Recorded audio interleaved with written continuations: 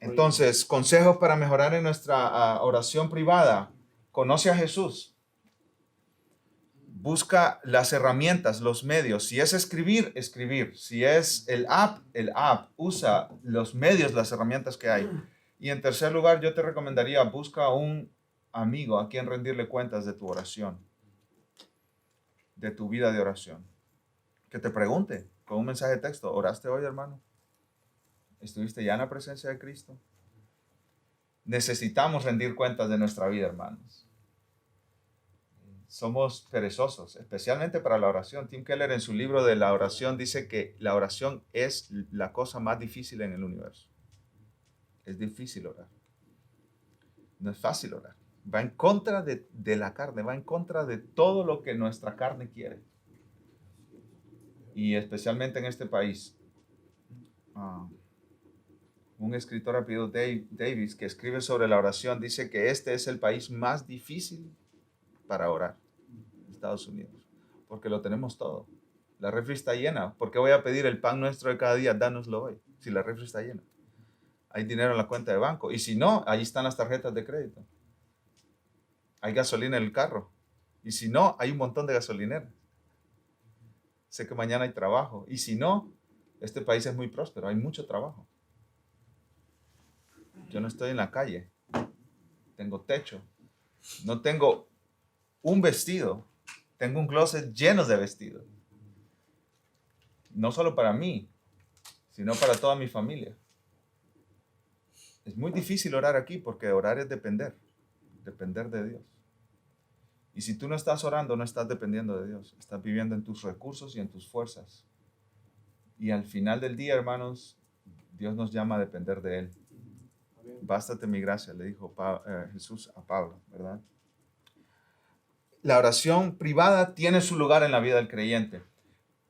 Pero hoy vamos a considerar la oración pública. Eso se considera muy poco hoy en día. Por lo menos en nuestra iglesia no se ha considerado mucho. No se le ha dado mente a esto. No se le ha dado intencionalmente el lugar que le corresponde a la oración pública. ¿Sí? Ahora, yo quiero que vayamos al libro de Hechos, mis hermanos, y veamos un ejemplo de la oración pública. Vamos al libro de Hechos y veamos un ejemplo de la oración pública. Si ustedes ven en el libro de los Hechos, y yo les animo que mientras van leyendo a través de los Hechos, ustedes vayan marcando todas las veces que se dice que la iglesia estaba orando. Márquenlo. Se van a encontrar con numerosas menciones de que la iglesia estaba orando, la iglesia estaba orando, la iglesia estaba orando, la iglesia estaba orando. Miren Hechos 1:14. ¿Qué dice la primera frase? Todos estos perseveraban unánimes en oración y ruego. Todos perseveraban en la oración y ruego, unánimes. Una característica de la iglesia primitiva era la oración, pero no solo la oración privada, mis hermanos, sino también la oración corporativa, la oración como familia, como cuerpo, la oración colectiva. Vamos al capítulo 1 siempre, versículo 24. Versículo 24, ¿qué dice? Y orando dijeron, tú, Señor, que conoces los corazones de todos, muestra cuál de estos dos has escogido. Estaban orando todos juntos ahí para que Dios les dirigiera a escoger el sustituto de Judas, por decirlo así, ¿verdad? Vamos al capítulo 2, versículo 42. 1:14, 1:24, capítulo 2, versículo 42. ¿Qué dice?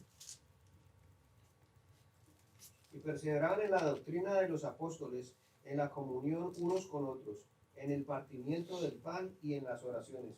Ahí estaban ellos, perseverando juntos, compartiendo la comida, compartiendo tiempo juntos, estudiando la revelación de Dios juntos y también orando.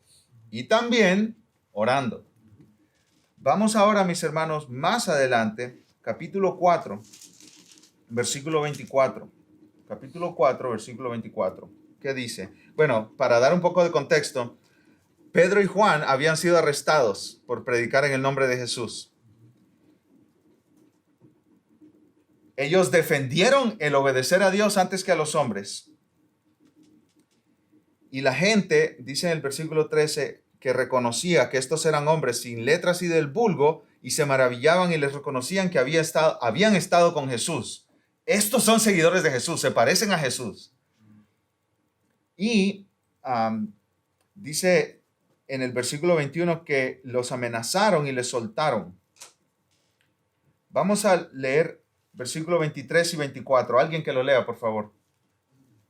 Y puestos en libertad vinieron a los suyos y contaron todo lo que los principales sacerdotes y los ancianos les habían dicho. Y ellos, habiéndolo oído, alzaron unánime la voz a Dios y dijeron: Soberano Señor, tú eres el Dios que hiciste el cielo y la tierra, el mar y todo lo que en ellos hay. Aquí vemos, mis hermanos, la primera inclinación de la iglesia primitiva ante la persecución. ¿Qué fue lo primero que ellos hicieron? Orar. Orar. Ellos salieron de prisión, se fueron a la iglesia, les dijeron: mira, nos amenazaron, nos dijeron esto, esto y aquello. Vamos a orar. Vamos a orar. Esa debería ser la primera inclinación de la iglesia, mis hermanos. Yo me acuerdo cuando hace 2 años llegué de Honduras, de esos 8 meses fuera. Yo traía todos mis planes ya elaborados. Yo traía ya en el calendario reuniones con varios de ustedes para ponernos a trabajar. Y el último sermón que yo escuché de mi padre en Honduras era un sermón enfocado en la necesidad de depender de Dios en oración. Y él decía a su iglesia, a la iglesia que él pastorea allá en Honduras: hermanos, el trabajo en la iglesia local no es un asunto de ingenio y sabiduría humana. Este es un asunto de Dios. Esta iglesia es de Dios y nosotros necesitamos depender de Dios. Aquí las cosas no van a suceder porque tú sabes cómo hacerlo, porque tú eres sabio, inteligente, creativo, ingenioso. No, necesitamos depender de Dios. Por eso tenemos que ir a Dios en oración. Yo fui confrontado con ese sermón. Yo venía para acá, creo que el miércoles o el jueves, y yo escuché ese sermón el domingo. Y el domingo, llegando a casa, agarré todos esos planes, toda esa hoja, y la tiré a la basura. Y llegando acá, les dije el domingo a los hermanos: ustedes se preguntarán, ¿y ahora qué? Ahora vamos a orar. Y dedicamos tiempo para hacer vigilias de oración. Venimos aquí a orar hasta medianoche.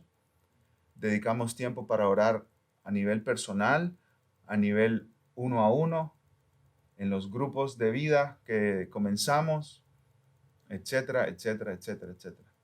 Y ¿saben qué, hermanos? Por esa decisión que tomamos como iglesia de depender del Señor, estamos aquí donde estamos. Una iglesia estable, una iglesia fortalecida, una iglesia no basada en la sabiduría del hombre, sino en la dirección de Dios. Dios me confrontó ese día. No es por tu creatividad y por tus planes. La primera inclinación de la iglesia local debe ser orar.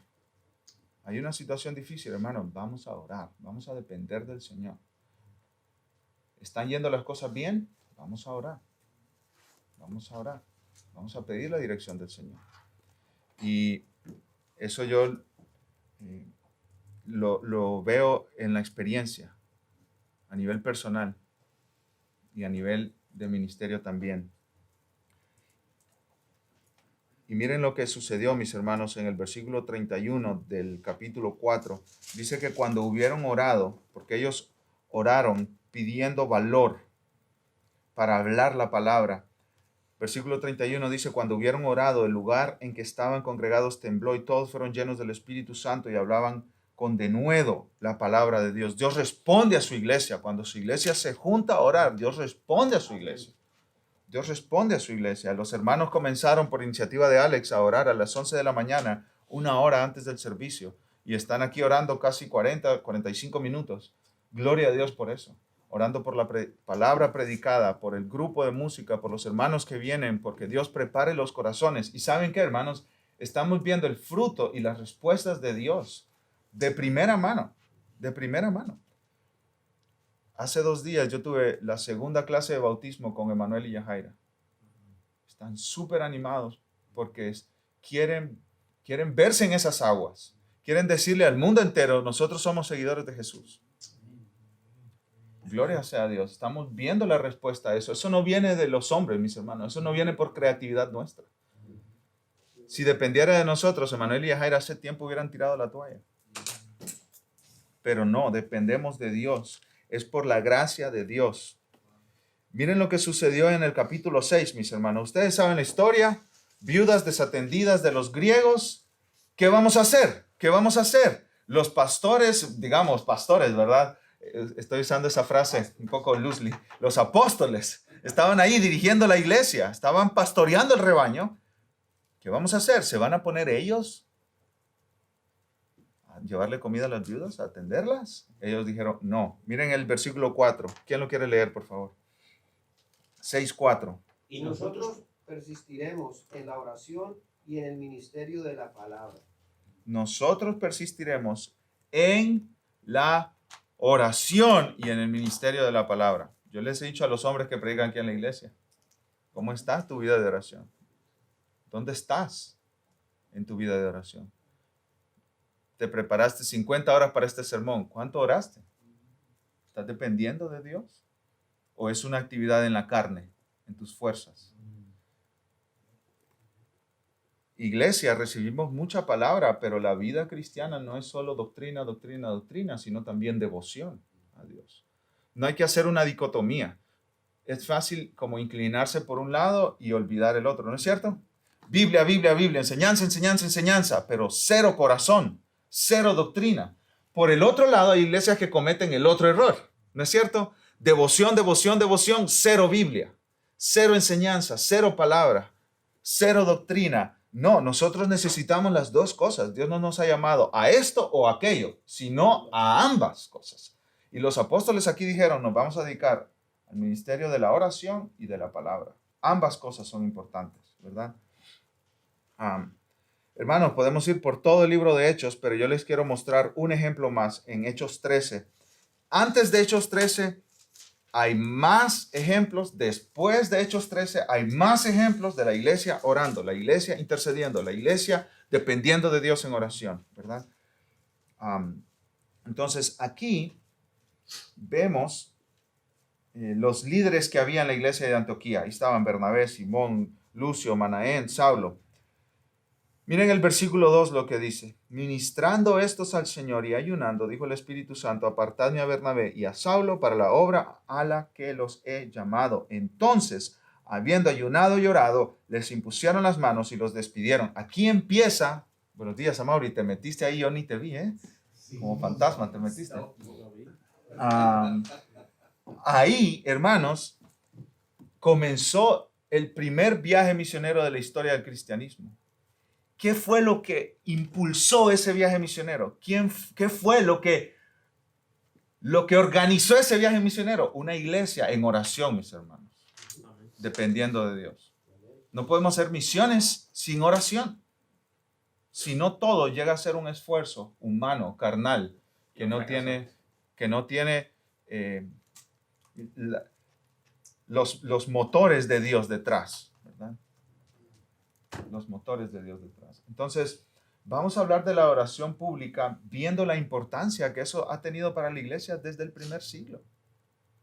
Desde el primer siglo. No estamos hablando de algo rarísimo aquí, ¿verdad? La oración pública. Algunas recomendaciones para la oración pública en la iglesia.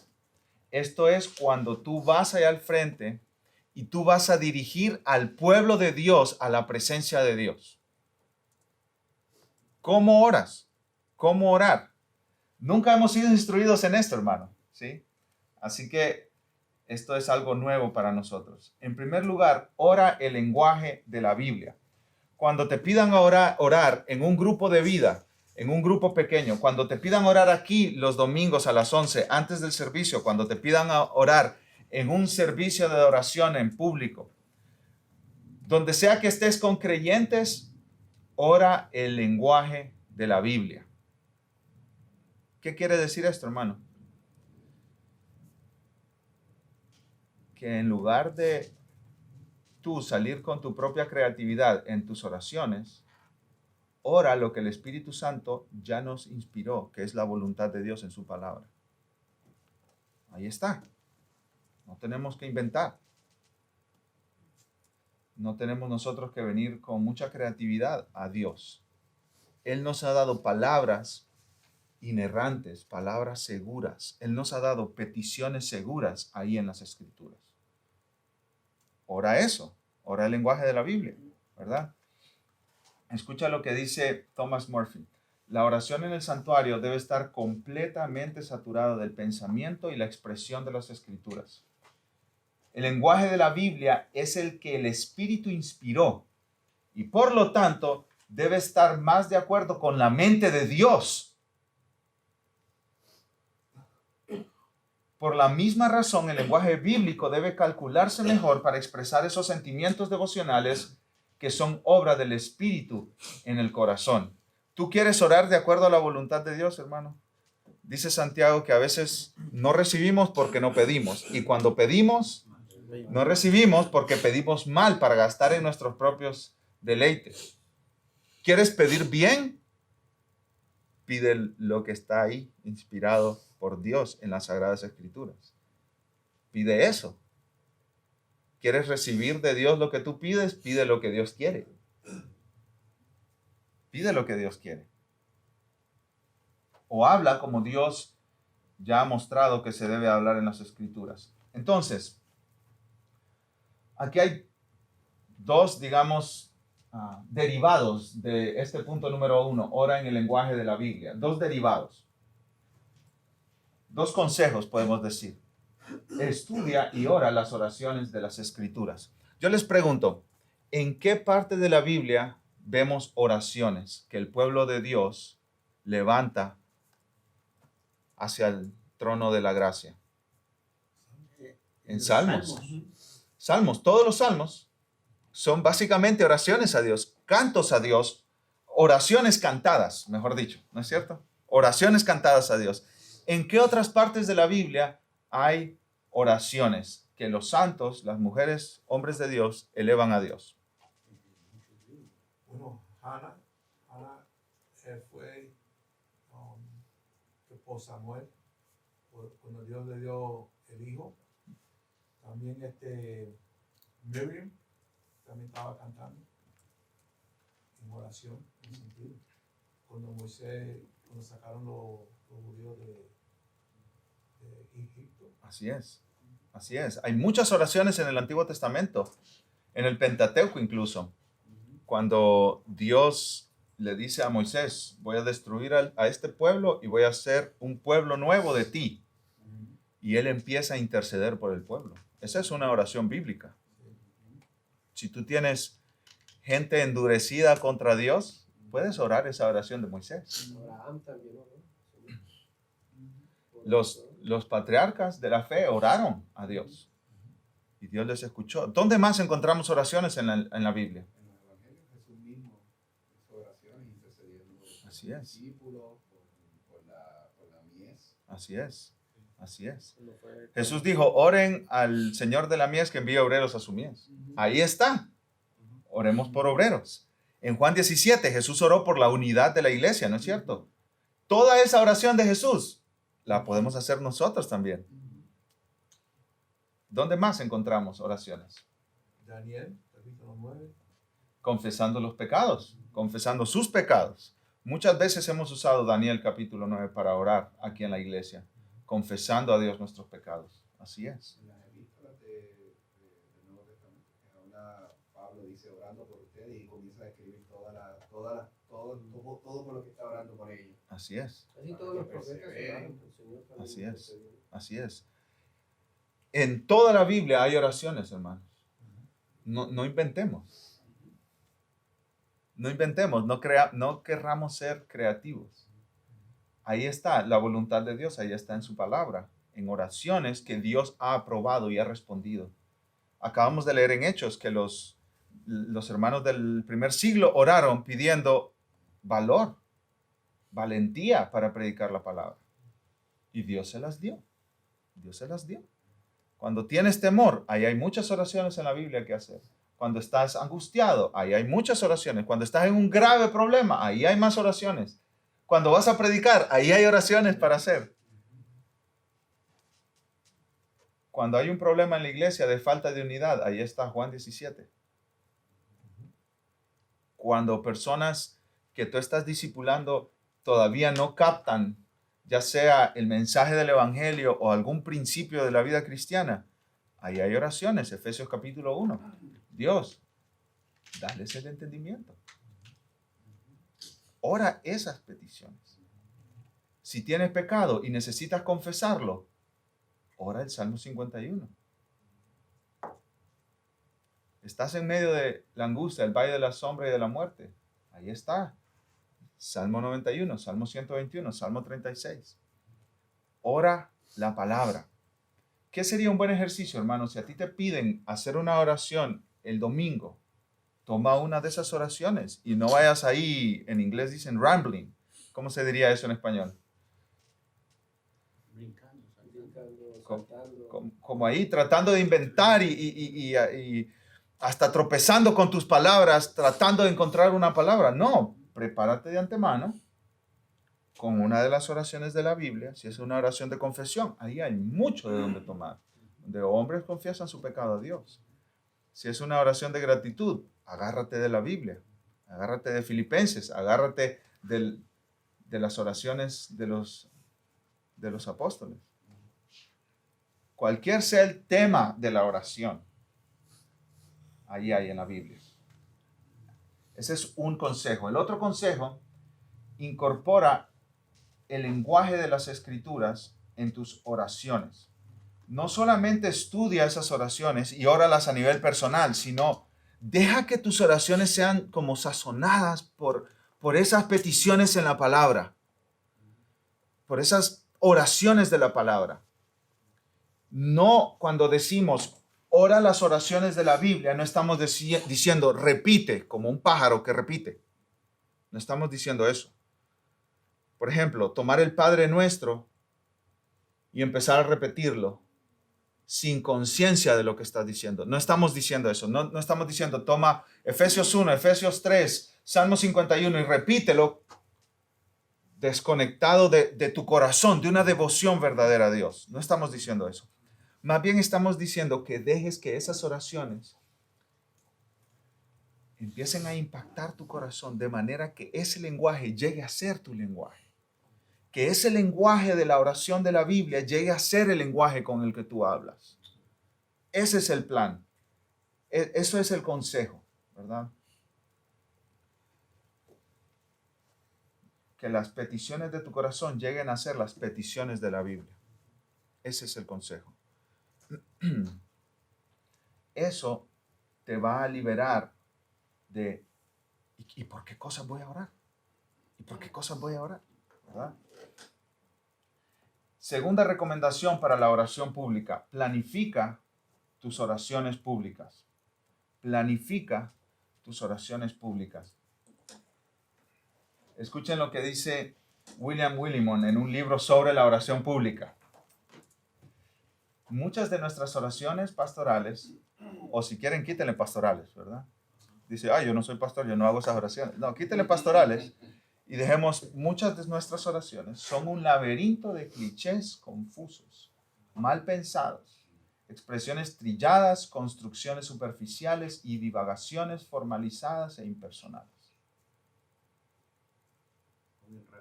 Son un enredo. Porque no lo pensaste. No lo pensaste. Hermanos, miren, nosotros estamos para crecer aquí, no lo van a tomar personal esto.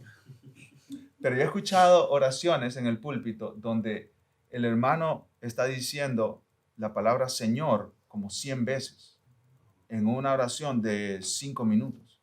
Señor, ayúdanos, Señor, a amarte, Señor, a amar tu palabra, Señor. Y no pensaste tu oración, porque tú no hablas así normalmente, ¿no es cierto?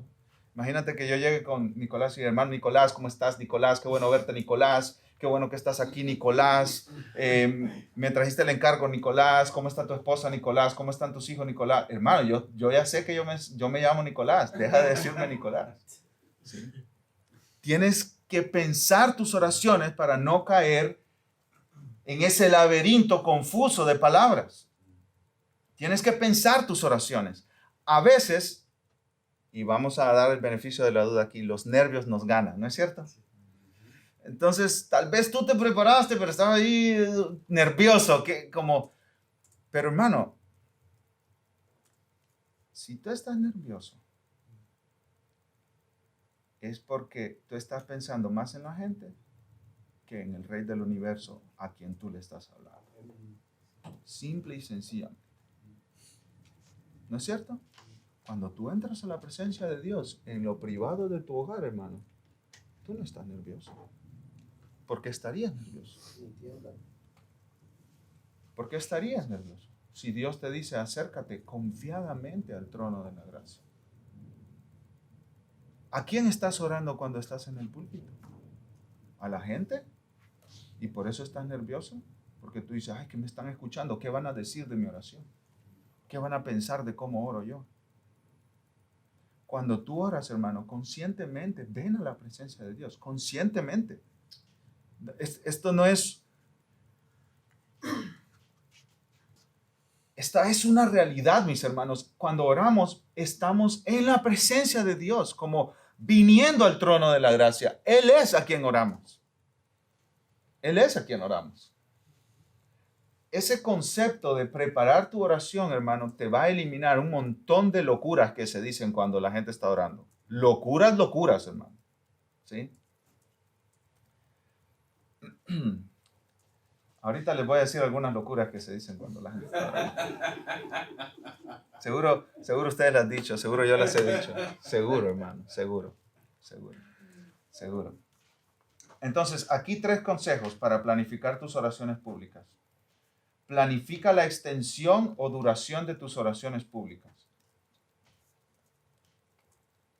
Sé consciente cuánto tiempo vas a orar. Sé consciente de eso. ¿Cuánto tiempo vas a orar? ¿Verdad? A veces nosotros con el grupo de música hacemos una oración antes de empezar el servicio, pero como empezamos a practicar tarde, a las 10:30, 10:45, por las circunstancias en las que estamos de la iglesia americana, estamos como a 10 minutos de empezar el servicio, a 15 minutos de empezar el servicio, a veces a 5 minutos de empezar el servicio y queremos hacer una oración como de enfocarnos en nuestro Dios, ¿verdad? Entonces yo digo, hay hermanos que yo no les voy a pedir orar porque aquí se van a echar una media vigilia. Tú tienes que estar consciente de cuánto tiempo tú vas a orar a Dios mientras te den la responsabilidad de orar. Tienes que estar consciente de eso. Tienes que planificar cuánto tiempo tú vas a orar. Todo esto viene de un artículo de los hermanos Ligon Duncan y Terry Johnson, creo que se llama. Se lo voy a enviar por el chat. Les voy a enviar por el chat todo esto de las oraciones públicas, de donde lo he sacado yo, y les voy a enviar también lo de la lectura de la palabra, lectura pública de las escrituras. Todo eso se lo voy a enviar en el chat, que tengo un documento con todos esos recursos ahí. Listo. Y ellos dicen que incluso en siglos pasados, siglo XVIII, los pastores decían que las oraciones públicas, como cada sección de oración, ¿verdad? Oración de confesión, oración de adoración, oración de petición, deben de tener entre 5 y 8 minutos. Eso es lo que ellos decían. Incluso en siglos pasados, cuando la atención de la gente era más larga, ¿cómo se llama? Attention span. No sé cómo. Se me fue en español la frase. El attention span era más extenso de la gente. Y ellos incluso recomendaban oraciones más cortas. Pero por eso tienes que planificarte, porque tú tienes que saber qué vas a decir en el tiempo que vas a decirlo. ¿Verdad? Planifica la extensión o duración de tus oraciones públicas. En segundo lugar, planifica tus oraciones públicas para orar, no predicar. Cuando tú estás orando, tú estás en la presencia de Dios y estás hablando con Dios. No estás tirando indirectas. Padre, tú sabes, Señor, que hay algunos hermanos.